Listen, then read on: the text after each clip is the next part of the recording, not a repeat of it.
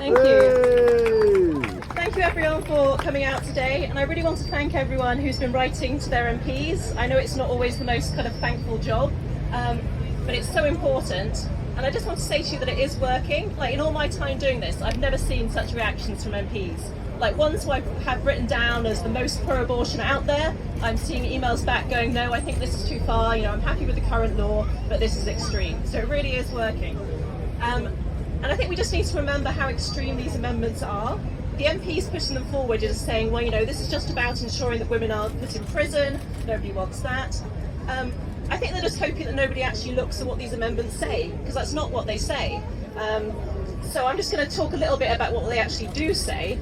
You know, it's just important to be informed. So for Diana Johnson's amendment, Diana Johnson's new clause 1, it's pretty short, so I can just read it out.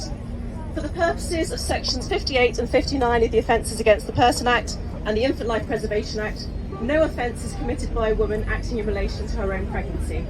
So those bits of law, they form the legal underpinning of the current abortion law. The 1967 Act just creates conditions within that where abortions can take place. So if you remove these offences for women entirely, you know, no offence is committed by a woman, that removes any legal restrictions on a woman regarding her own abortion, any at all. So a woman could abort for any reason, including sex selection, any reason going on holiday, any reason you can think of, and at any time. There's no limit in there.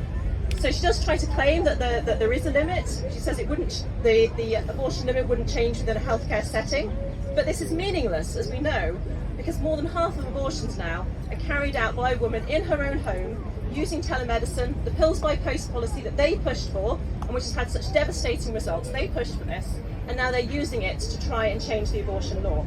So, given that so many abortions take place at home anyway, induced by the woman, a woman who induced her abortion at home using pills or any other method, any even less safe method than that, including just before natural birth, would commit no offence. And it's not just that the woman wouldn't be jailed, it's no offence at all. Ending the life of an unborn baby just before birth, hours before birth, would not be illegal, it would not be a criminal offence. And what kind of society wants to do this to women? You know, we all care about the babies, but we care about the women too.